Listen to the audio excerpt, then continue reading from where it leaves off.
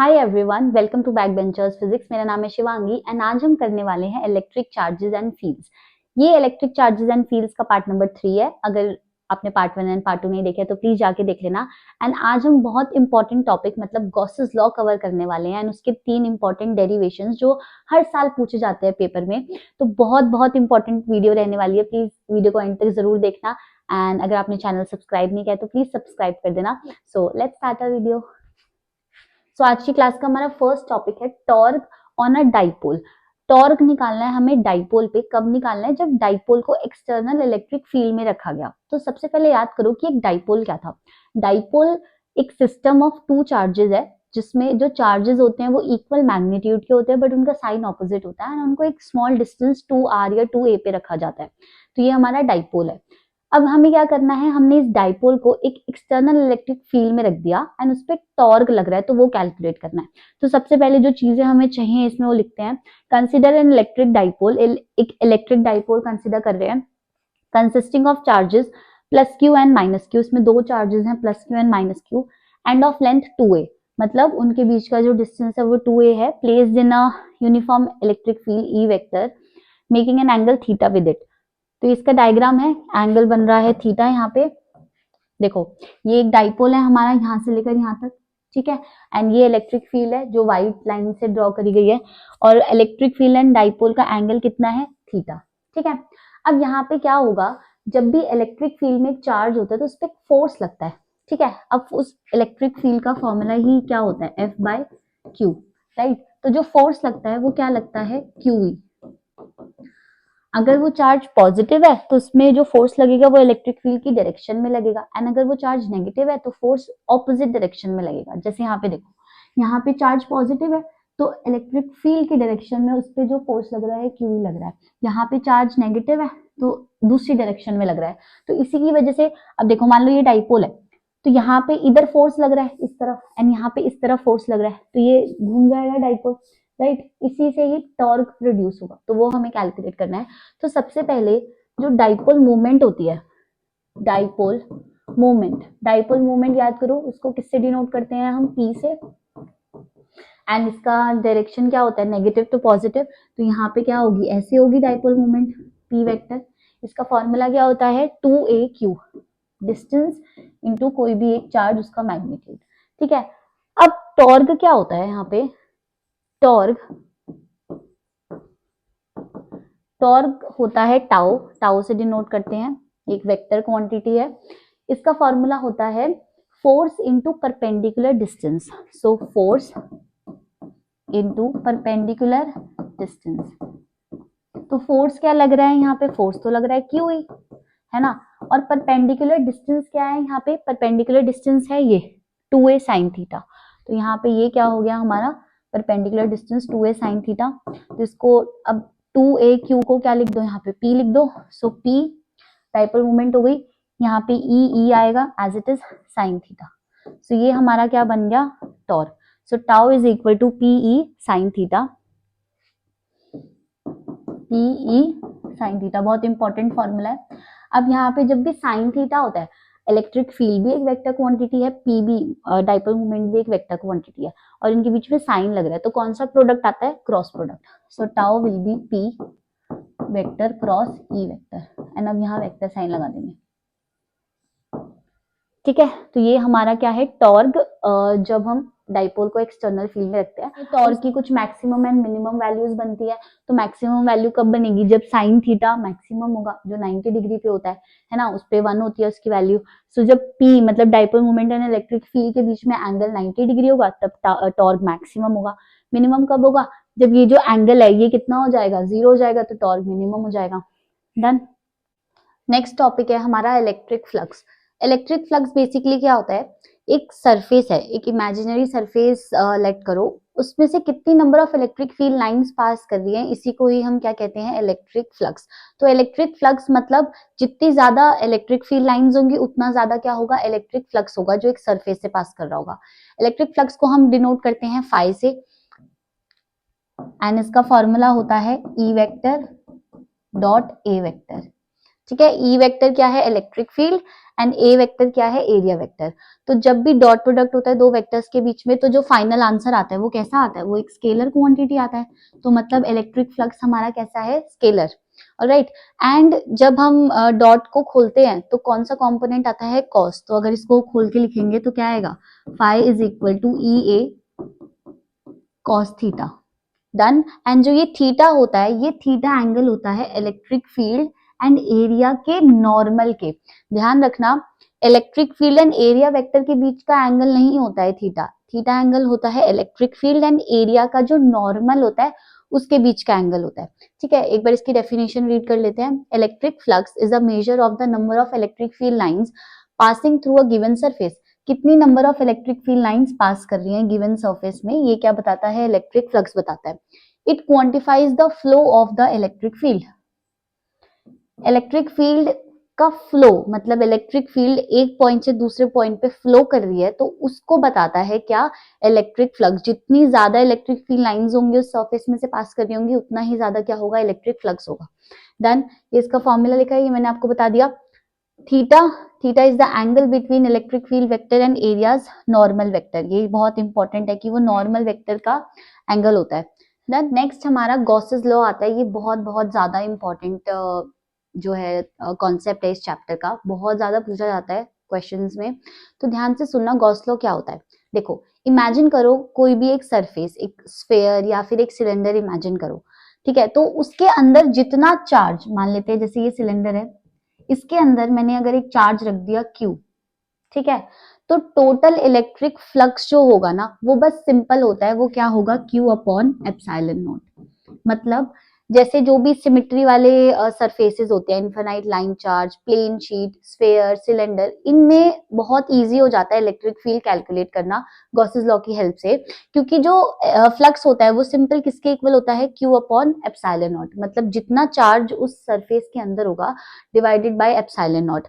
अगर बाहर कितनी भी स्ट्रॉन्ग इलेक्ट्रिक फील्ड है बट अगर अंदर सरफेस के अंदर कोई भी चार्ज नहीं रखा हुआ है तो फिर आंसर कितना होगा, फ्लक्स का जीरो, कोई भी फ्लक्स नहीं होगा उसके अंदर।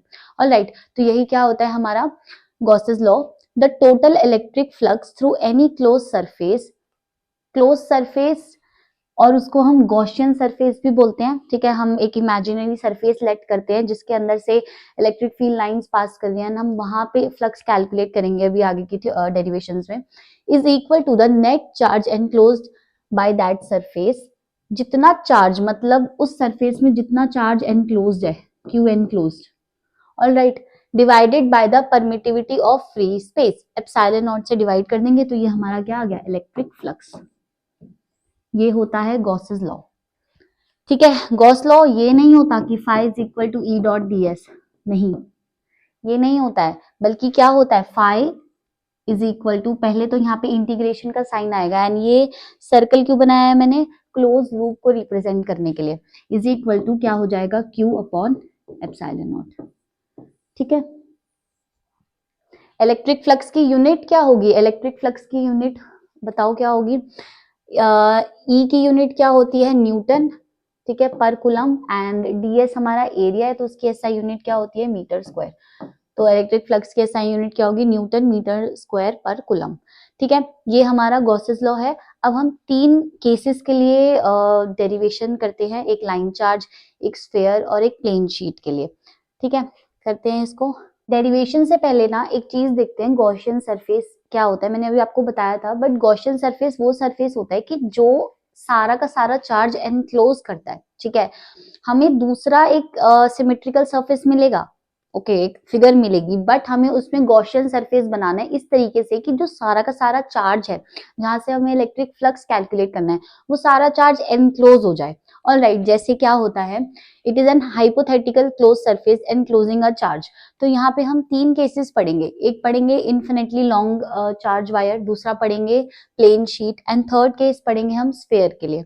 तो तीनों के लिए गॉसियन सरफेस क्या होते हैं, जैसे ये देखो, इन्फिनिटली लॉन्ग चार्ज वायर, ये चार्ज वायर है यहाँ पे, ठीक है, इस पे कोई भी चार्ज हो सकता है, पॉजिटिव नेगेटिव दोनों में से कोई भी चार्ज है। तो यहाँ पे हमारा गॉसियन सरफेस, ये सिलेंडर दिख रहा है आपको, ये सिलेंड्रिकल सरफेस ही हमारा क्या होगा, गॉसियन सरफेस होगा ये। सच दैट सारा का सारा चार्ज एनक्लोज हो जाए, जो भी हमें जहां से भी हमें फ्लक्स कैलकुलेट करना है और इलेक्ट्रिक फील्ड कैलकुलेट करनी है। ठीक है, नेक्स्ट प्लेन शीट, तो ये हमारी प्लेन शीट है। इसमें से भी ये जो गॉसियन सरफेस होगा ये क्या होगा, ये सिलेंड्रिकल सरफेस ही हमारा क्या होगा, गॉसियन सरफेस।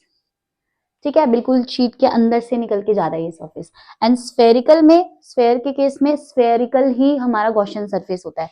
जैसे ये स्फेयर है, ठीक है, तो इसके बाहर यहाँ पे ये वाला सरफेस क्या होगा, गॉसियन सरफेस। अगर हमें आउटसाइड कैलकुलेट करनी है, अगर हमें इनसाइड कैलकुलेट करनी है, तो यहाँ पे ये इनसाइड वाला जो एक हाइपोथेटिकल सरफेस लेट करेंगे वो हमारा गॉसियन सरफेस होगा। ठीक है, अब इसकी डेरिवेशंस देखते हैं फटाफट से। सबसे पहले लॉन्ग लाइन चार्ज, तो सबसे पहले इसका डायग्राम कैसे बनेगा, अभी डायग्राम पीछे बना हुआ था उसको दोबारा से बनाती हूँ। एक लॉन्ग लाइन चार्ज है, ठीक है, मतलब एक बहुत लॉन्ग, इन्फिनिटली लॉन्ग वायर है। डन। अब इस पे कैसा भी टाइप का चार्ज हो सकता है, पॉजिटिव या नेगेटिव, तो इस पे पॉजिटिव चार्ज लेट करते हैं। अब इन्फिनिटली लॉन्ग का मतलब ऐसा तो नहीं है कि मैं बहुत इन्फिनिट वायर बनाऊंगी, उससे भी हमें इलेक्ट्रिक फील्ड कैलकुलेट करनी है एक स्पेसिफिक पॉइंट पे, इसीलिए इसको यहाँ पे फाइनाइट ही दिखाया है। ठीक है, मतलब बट ये बहुत ज्यादा एक्सटेंड हो रही है। ऑलराइट, अब यहाँ पे क्या करते हैं, इसका गॉसियन सरफेस बनाते हैं। उससे पहले आप ये देखो, जो भी पॉजिटिव चार्ज होता है उससे रेडियली आउटवर्ड्स होती है इलेक्ट्रिक फील्ड लाइन। तो यहाँ से इलेक्ट्रिक फील्ड लाइन जिसकी कैसी होंगी, रेडियली आउटवर्ड्स, ऐसे।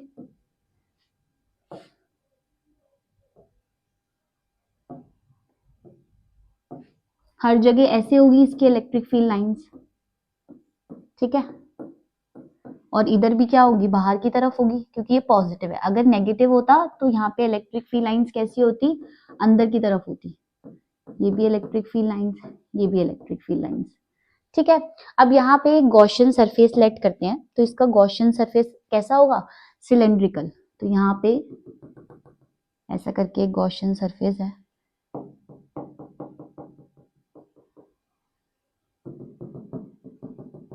सिलेंड्रिकल सरफेस है हमारा इसमें गॉसियन सरफेस। ठीक है, अब यहाँ पे क्या होगा देखो, अब सिलेंडर के 3 सरफेसेस होते हैं, है ना। दो, ये फर्स्ट सरफेस ये हो गया सिलेंडर का, सेकंड सरफेस ये, एंड थर्ड सरफेस कौन सा हो गया, ये जो कर्व्ड सरफेस है, तो ये थर्ड सरफेस हो गया।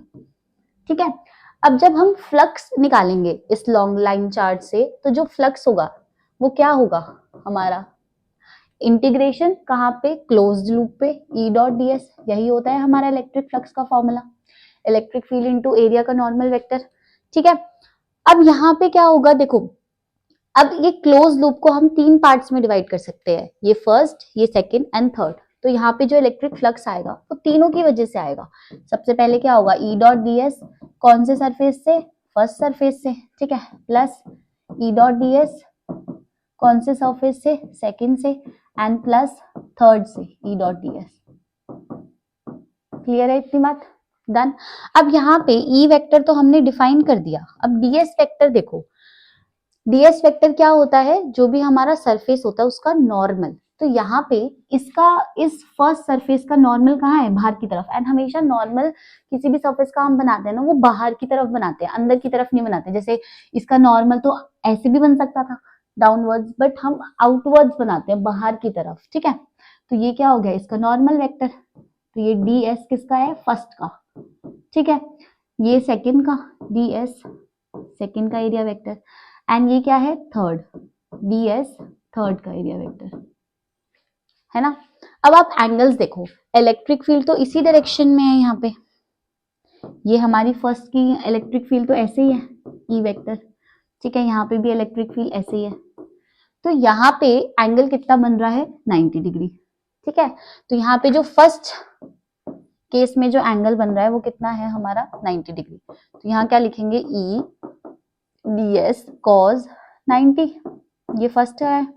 ठीक है, प्लस सेकंड का, सेकंड सरफेस का देखो, यहाँ पे भी डी एस ऐसे है और ई इधर है, दोनों परपेंडिकुलर है, तो ये भी कितना हो गया, 90 डिग्री बन रहा है। तो यहाँ पे भी क्या हो जाएगा, ई डी एस कॉस 90, ये सेकंड का, डन।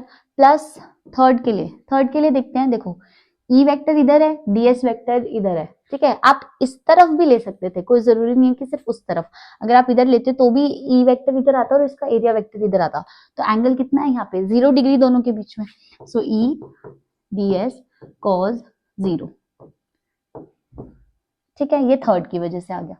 अब कॉस 90 कितना होता है, कॉस 90 होता है 0, तो ये कैंसिल होके 0 हो गया, ये भी 0 हो गया, एंड ये कॉस 0 कितना होता है 1, तो यहाँ पे क्या बचा सिर्फ ई डी एस, तो फ्लक्स किसके इक्वल आ गया, ई डी एस के इक्वल आ गया, तो यहाँ से phi will be E D S.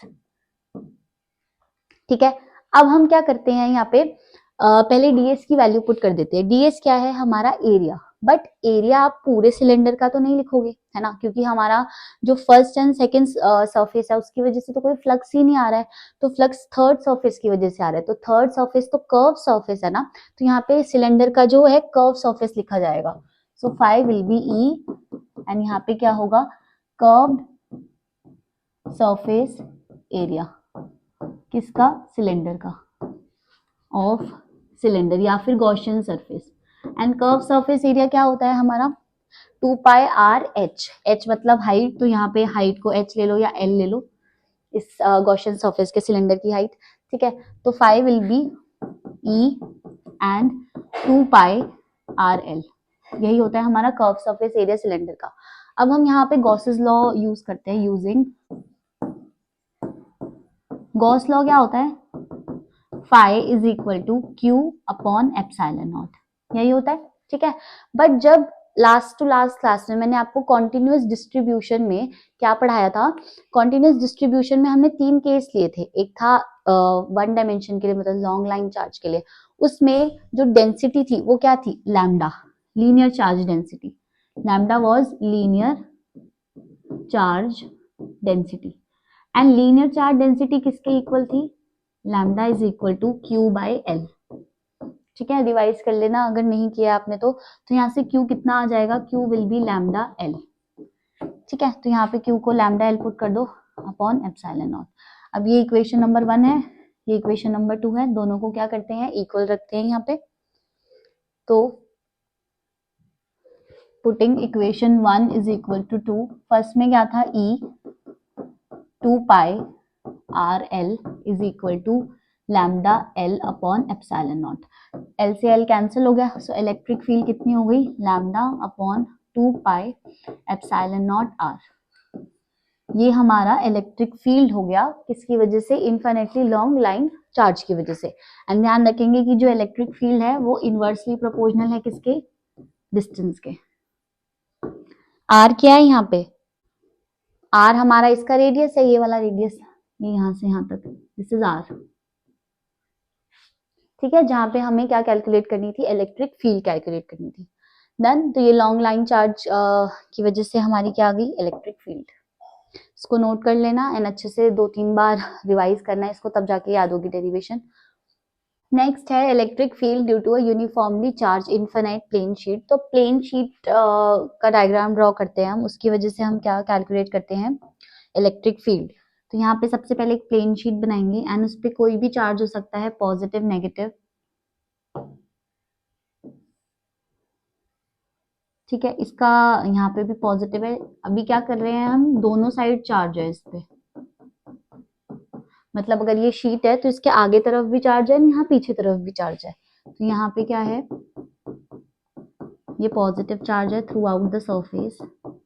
इसका गॉसियन सरफेस भी कैसा होगा, सिलेंड्रिकल, तो यहाँ पे सिलेंड्रिकल सरफेस बना देते हैं, गॉसियन सरफेस ऐसे करके। ठीक है, ये यहाँ से ऐसे निकल रहा है। ठीक है, ज्यादा हो गया क्या,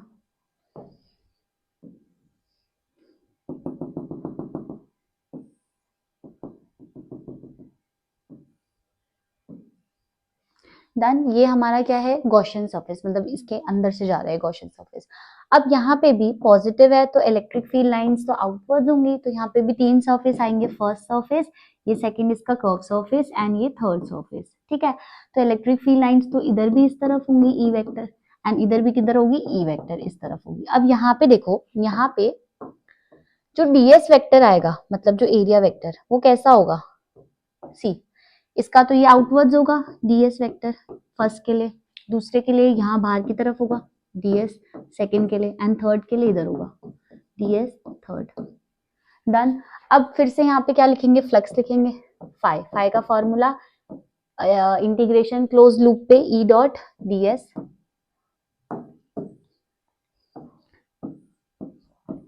अब यहाँ फिर से हमें क्या करना है, 3 सरफेस के लिए करना है, तो फर्स्ट के लिए ई डॉट ds,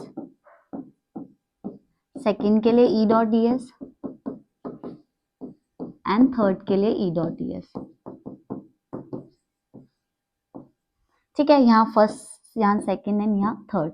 अब एंगल्स देखो, फर्स्ट के लिए ds भी इधर है और e भी इधर है, तो एंगल कितना हो गया, 0 दोनों के बीच में। इधर देखो, इधर भी ds इधर है एंड इलेक्ट्रिक फील्ड इस डायरेक्शन में, तो एंगल 0 हो गया।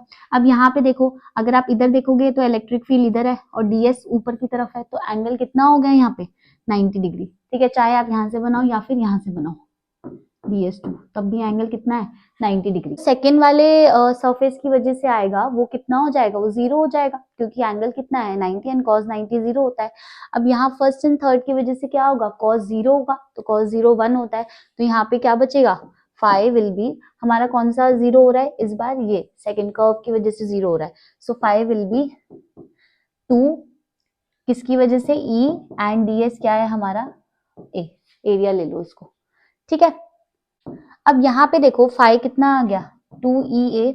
अब सेकंड में हम यहाँ पे क्या करते हैं, यूजिंग गॉसेस लॉ। अब गॉसेस लॉ लगाते हैं, यूजिंग गॉसेस लॉ। क्या होता है गॉस लॉ हमारा, flux is equal to Q upon epsilon naught.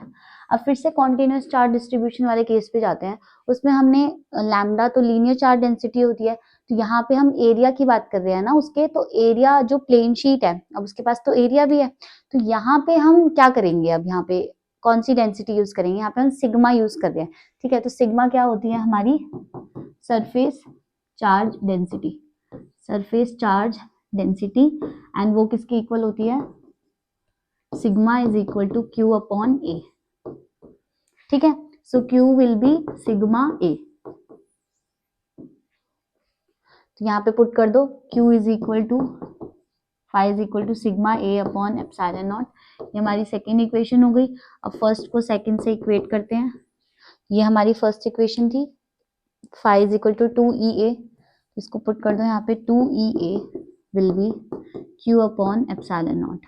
जैसे E कितना आ जाएगा हमारा, जो इलेक्ट्रिक फील्ड होगा that will be Q upon 2, यहाँ पे A भी था ना, अच्छा इसको बाद में रख देंगे, Q upon 2A epsilon not.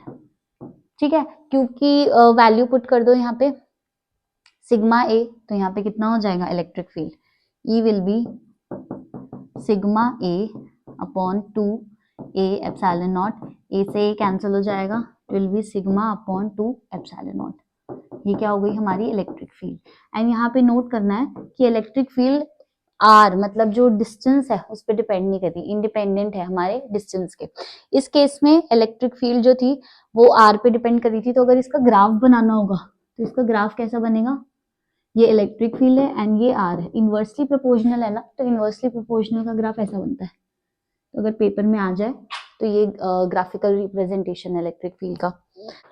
Next topic है electric field due to uniformly charge thin spherical shell.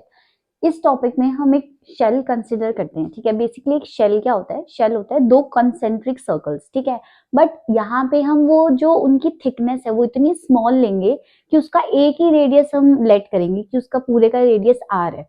Alright, तो सबसे पहले यहाँ पे क्या लिखेंगे, कंसिडर अ थिन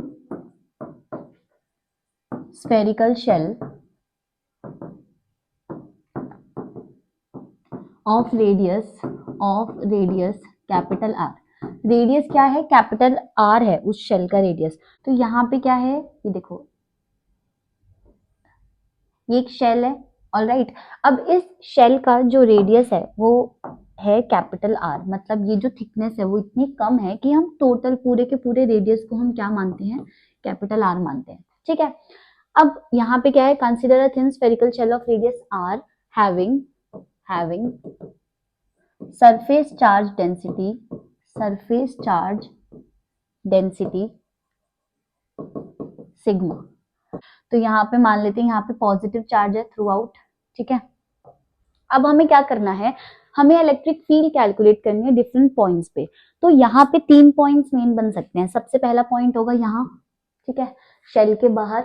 दूसरा पॉइंट होगा यहाँ शेल के ऊपर, एंड थर्ड पॉइंट क्या होगा, इनसाइड द शेल। तो यहाँ 3 केसेस आएंगे, outside, inside and on the surface. तो इनके लिए अलग गॉसियन सरफेस बनेंगे, ऑलराइट, एंड अलग इलेक्ट्रिक फील्ड का फॉर्मूला आएगा। तो सबसे पहला केस है हमारा, first is electric field at point P, जो कि कहाँ है हमारा, आउटसाइड द शेल है, आउटसाइड द शेल।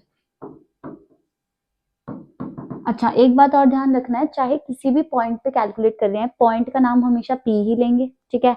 एंड जो डिस्टेंस होगा सेंटर से उस पॉइंट का, उसको हम स्मॉल r लेंगे। जो कैपिटल R होता है वो रेडियस होता है, एंड स्मॉल r क्या होगा, सेंटर से लेकर जहां जिस पॉइंट पे हमें कैलकुलेट करनी है उसका डिस्टेंस। तो यहाँ पे फिर से हम डायग्राम बनाते हैं। सबसे पहले शेल बनाएंगे यहाँ पे, ठीक है, ये शेल हो गई हमारी।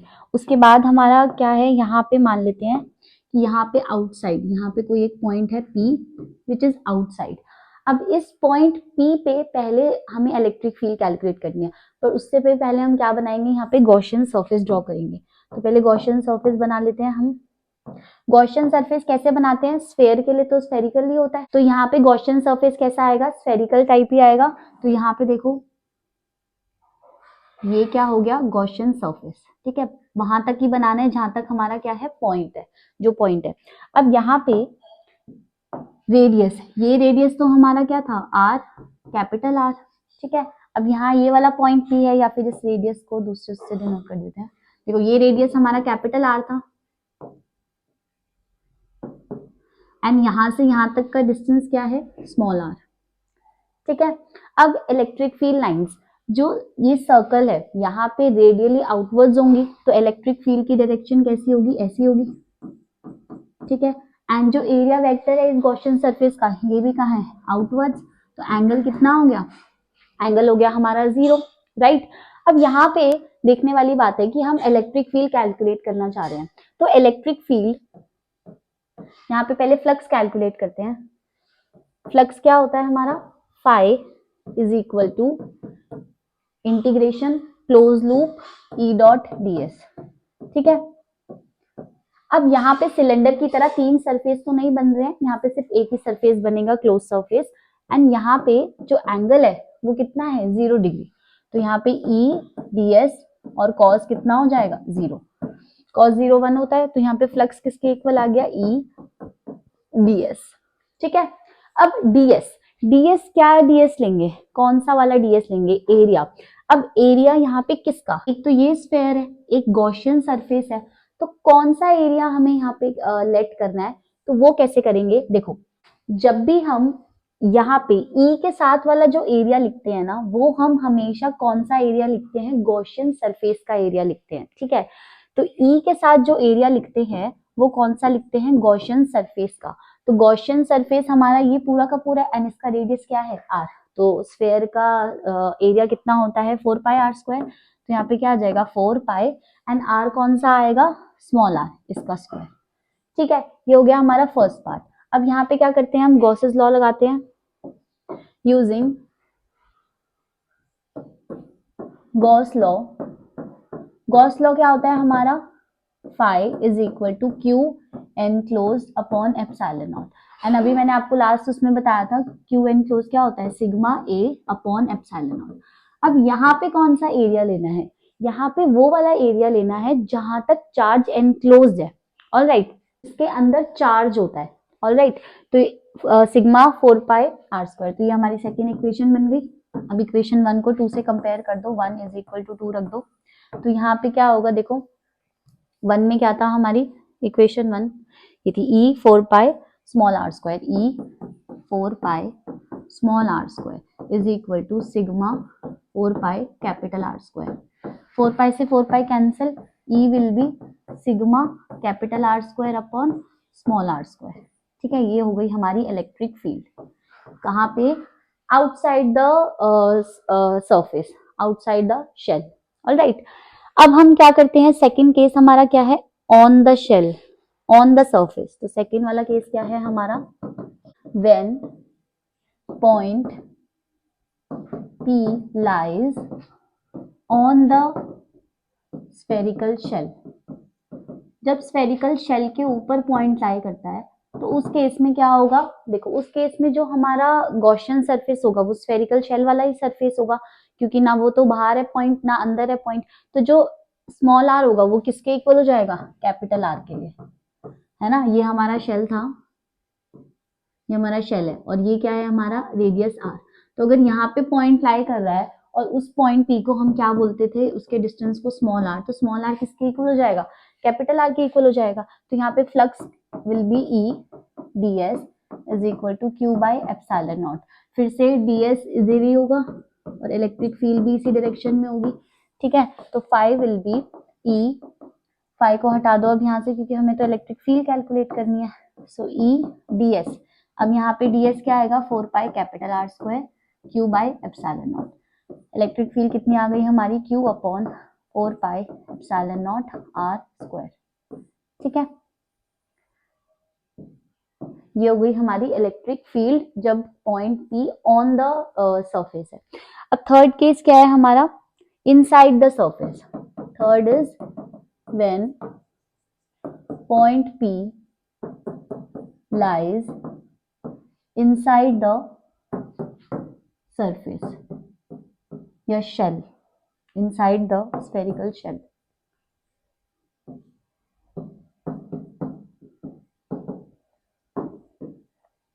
अब यहाँ पे देखो ये हमारा शेल है। अब यहाँ पे जब पॉइंट P अंदर की तरफ फ्लाई कर रहा है, यहाँ पे है मान लो ये सेंटर है, तो यहाँ से यहाँ तक का डिस्टेंस तो स्मॉल आर होगा, राइट, और इसका रेडियस क्या होगा, कैपिटल आर। बट क्या गॉसियन सरफेस, अब यहाँ पे जो गॉसियन सरफेस बनेगा ये हमारा क्या है, गॉसियन सरफेस। तो क्या इस गॉसियन सरफेस में कोई चार्ज है, नहीं है ना, चार्ज तो है ही नहीं है अंदर। तो फ्लक्स कितना हो जाएगा, जीरो। एंड फ्लक्स जीरो हो गया तो इलेक्ट्रिक फील्ड भी ऑटोमेटिकली क्या हो जाएगी, zero. So E will be zero as there is no charge inside the Gaussian surface, या इनसाइड द स्फेरिकल शेल भी लिख सकते हो आप, ठीक है। तो ये हमारा इलेक्ट्रिक फील्ड हमने तीन उस पे कैलकुलेट कर लिया केसेस पे। First when the point P is outside the shell, दूसरा क्या है हमारा on the shell, and third is inside the spherical shell. Done. अब इसमें एक ग्राफिकल रिप्रेजेंटेशन कैसी होती है इसकी वो देखते हैं। अगर आपको ग्राफ बनाना आ जाए तो सबसे पहले तो ग्राफ बनाना होगा हमें ई इलेक्ट्रिक फील्ड एंड जो स्मॉल आर हमारा डिस्टेंस है उसके बीच में। बट उसमें अब यहाँ पे तीन केसेस है ना, तो तीन केसेस को डिवाइड कर दो। जीरो से लेकर सबसे पहले रेडियस तक जा रहे हैं, है ना। ये जीरो से लेकर आर कौन सा वाला केस है, जब थर्ड वाला केस है, जब इलेक्ट्रिक फील्ड हमें इनसाइड निकालनी है। मतलब अगर हमारा ये शेल है एंड ये हमारा रेडियस है, तो जीरो, ये जीरो है और ये आर है, तो ये वाला पॉइंट क्या है, इनसाइड, ठीक है। अब उसके बाद आर, आर एक पॉइंट आ गया। आर कौन सा पॉइंट है, सेकंड वाला केस है जब ऑन द सरफेस हम कैलकुलेट कर रहे हैं। एंड नेक्स्ट क्या होगा, बाहर, ठीक है। तो ये हमें इसको डिवाइड करना पड़ेगा हमारे ग्राफ को तीन पार्ट्स में। अब यहाँ पे इनसाइड वाले में तो इलेक्ट्रिक फील्ड जीरो होती है, तो यहाँ पे तो जीरो हो गई इलेक्ट्रिक फील्ड, कोई वैल्यू ही नहीं है उसकी। डन। एंड सेकेंड केस में क्या होता है, सेकेंड केस में मतलब जब सरफेस के ऊपर है उस केस में यहाँ पे कोई वैल्यू है। डन। आर पे तो स्मॉल आर पे डिपेंड ही नहीं कर रही, क्या थी इलेक्ट्रिक फील्ड, ये देखो जब हमारा पॉइंट ऑन द शेल है तो क्या स्मॉल आर पे डिपेंड कर रहा है, नहीं, तो मतलब एक कांस्टेंट वैल्यू है क्योंकि ये सारी चीजें तो फिक्स्ड है। तो यहाँ पे किसी एक कांस्टेंट वैल्यू पे पहुंच जाएगा ग्राफ। एंड जो हमारा थर्ड केस आया मतलब आर के बाद, तो वो आउटसाइड वाला केस आया। अब आउटसाइड वाले केस में देखो, आउटसाइड वाले केस में जो इलेक्ट्रिक फील्ड है वो इनवर्सली प्रोपोर्शनल है किसके, आर स्क्वायर के, है ना। तो यहाँ पे अब हम इनवर्सली प्रोपोर्शनल का ग्राफ बना देंगे ऐसे करके, ये, ठीक है। तो ये वाला केस क्या है, व्हेन आर जब जो हमारा आर है वो इनसाइड है, मतलब लेस देन है, ठीक है, कैपिटल आर से। और ये कौन सा केस है, जब हमारा R is equal to R है। एंड ये वाला केस कौन सा है, when R is greater than capital R. और इस केस में इलेक्ट्रिक फील्ड क्या है, इनवर्सली प्रोपोर्शनल है आर स्क्वायर के। तो ये ग्राफ पूछा जाता है, graphical representation thin spherical shell के लिए बहुत ज्यादा जरूरी है, इसको देख लेना आप। आज की क्लास का लास्ट टॉपिक और इस चैप्टर का भी लास्ट टॉपिक क्या है, field due to a uniformly charge insulating sphere. अब यहाँ पे हम वॉल्यूम चार्ज डेंसिटी को इंट्रोड्यूस कर रहे हैं, क्योंकि यहाँ पे अब क्या हो रहा है, जो चार्ज है वो वॉल्यूम के अंदर भी लाई कर रहा है। जब हम शेल की बात कर रहे थे तो उसमें चार्ज सिर्फ उसके सरफेस पे था, इनसाइड नहीं था। बट हम स्फीयर की बात कर रहे हैं तो यहाँ पे चार्ज इनसाइड भी होगा। ऑल राइट, तो इसीलिए यहाँ पे volume charge density will play its role. तो यहाँ पे सबसे पहले क्या लिखेंगे, कंसिडर, क्या कंसिडर कर रहे हैं, अ यूनिफॉर्मली charged insulating sphere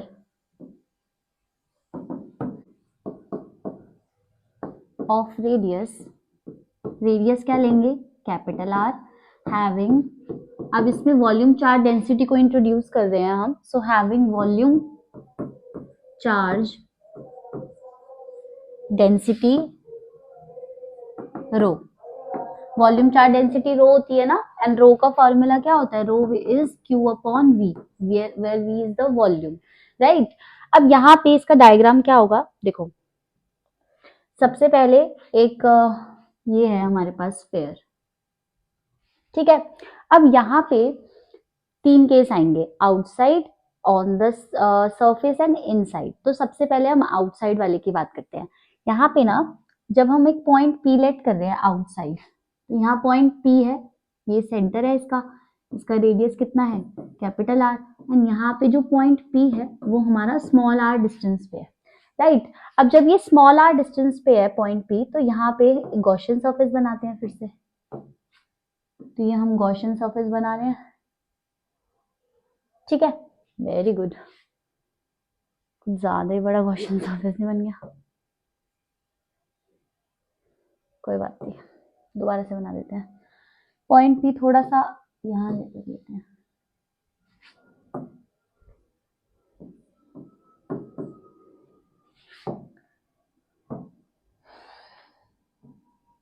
ये हमारा गॉसियन सरफेस है, डन। अब यहाँ पे फिर से हमारी जो फ्लक्स होगा फाई, उसका फॉर्मूला क्या आएगा, यहाँ पे इलेक्ट्रिक फील्ड क्या है, बाहर की तरफ है, क्योंकि पॉजिटिव चार्ज है अगर इस पे तो रेडियली आउटवर्ड्स होगी, एंड जो हमारा डीएस वेक्टर है वो भी बाहर की तरफ है, ठीक है। तो जो फ्लक्स होगा, flux phi will be integration close loop E dot DS, दोनों के बीच का एंगल कितना है, या फिर फर्स्ट केस यहाँ पे लिखो, व्हेन आउटसाइड की बात कर रहे हैं ना, when point P is outside the sphere,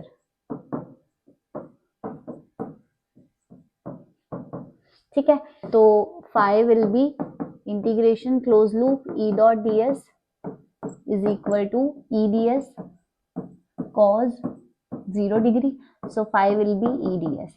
अब ds मैंने आपको बताया था, ds कौन सा लेते हैं, गॉसियन सरफेस वाला। तो गॉसियन सरफेस का यहाँ से लेकर यहाँ तक डिस्टेंस है स्मॉल आर, तो इसका एरिया कितना हो जाएगा, 4 पाई स्मॉल आर स्क्वायर, ये हमारा फाई हो गया, ये फर्स्ट इक्वेशन है, ठीक है। यूजिंग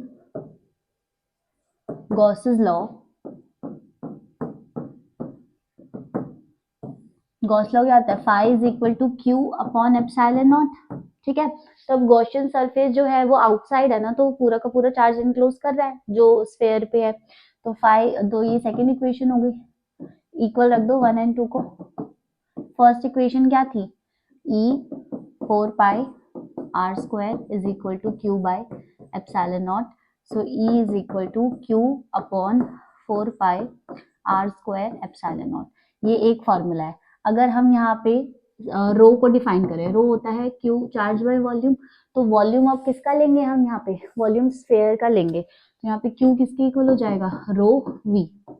तो वॉल्यूम ऑफ स्फीयर क्या होता है, 4 बाय 3 पाई आर क्यूब, सो 4 बाय 3 पाई आर क्यूब, ठीक है। अगर आप इसमें यहाँ पे क्यू की वैल्यू पुट कर दोगे तो भी हमारे पास एक फॉर्मूला आ जाएगा।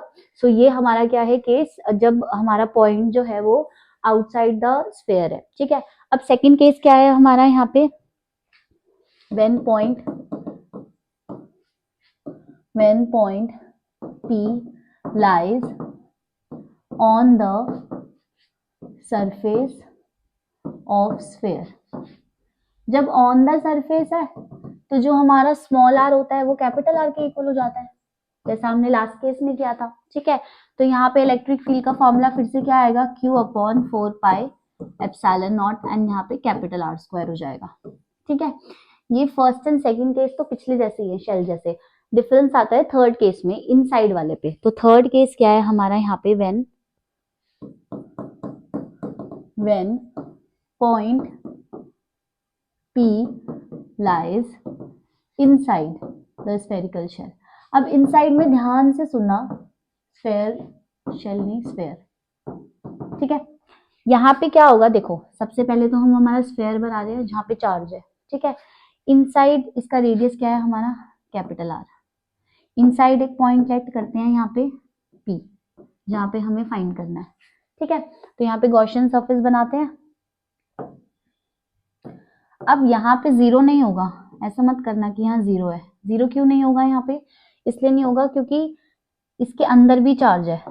देखो ये हमारा डिस्टेंस है स्मॉल आर, तो यूनिटरी मेथड लगाएंगे हम इसमें। कैसे लगाएंगे यूनिटरी मेथड, कि जब हमारा पूरा का पूरा जो वॉल्यूम है उसके अंदर चार्ज है Q, ठीक है। अब हमको सिर्फ इतने गॉसियन सरफेस वाली वॉल्यूम में चार्ज चाहिए ना, क्योंकि जब हम फ्लक्स के फॉर्मूला में गॉसेस लॉ में लिखते हैं तो उसमें क्या करते हैं हम, उसमें हम Q एनक्लोज में कौन सा वाला जो चार्ज है उसका लेट करते हैं, जो गॉसियन सरफेस के अंदर होता है, राइट। तो यहाँ पे हम यूनिटरी मेथड से गॉसियन सरफेस के अंदर चार्ज कैलकुलेट करेंगे। तो कैसे करेंगे कि जो Q चार्ज है वो कौन सी है, वो पूरी वॉल्यूम पे है, ठीक है। तो लेट करेंगे गॉसियन सरफेस के अंदर क्या है, Q डैश चार्ज है। तो यहाँ पे जो Q चार्ज है वो पूरा का पूरा कहाँ पे है हमारा, वॉल्यूम पे, 4/3 पाई आर क्यूब पे है, ठीक है।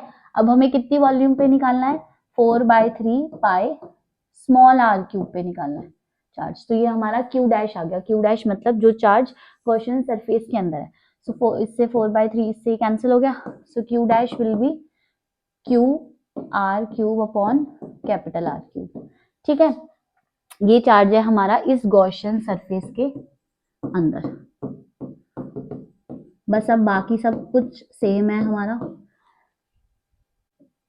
पहले फाई निकालते हैं। तो फाई हमारा क्या होता है, close loop integration E dot ds, ठीक है। एंगल फिर से यहाँ पे जीरो होगा तो E ds हो गया। अब यहाँ पे फाई कितना हो जाएगा E, एंड ds में क्या लिखते हैं हम, गॉसियन सरफेस का area. So 4 pi small R square, ठीक है। अब यूजिंग, अब गॉस लॉ लगाते हैं, गॉसेस लॉ या थ्योरम कुछ भी लिख सकते हो आप। ये क्या होता है हमारा, phi is equal to Q enclose. अब यहाँ पे गॉसियन सरफेस ने कितना चार्ज एनक्लोज किया है, Q डैश, ठीक है, अपॉन एप्सिलॉन नॉट, ठीक है।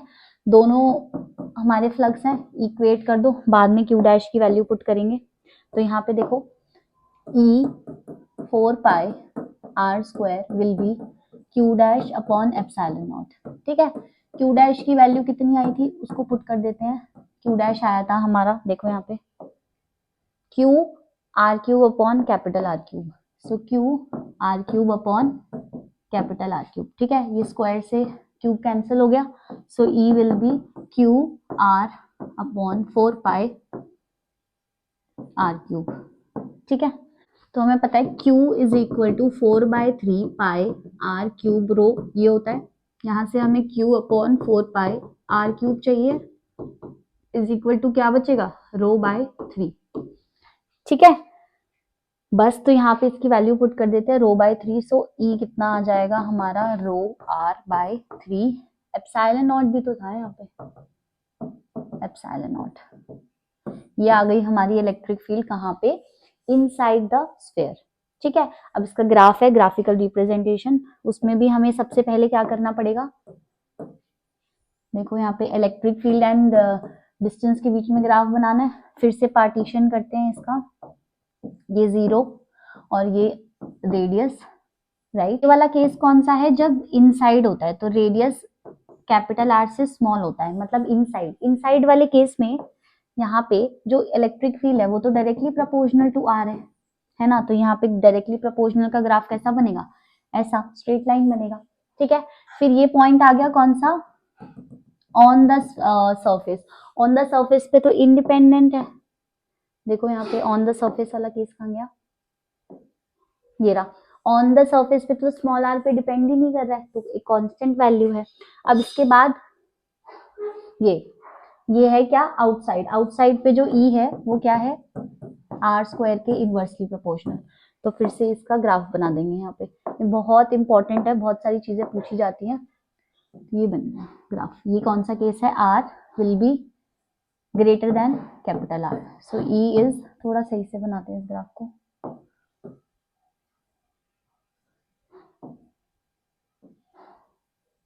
ठीक है, so E is inversely proportional to R square. ठीक है, यहाँ पे E is directly proportional to are.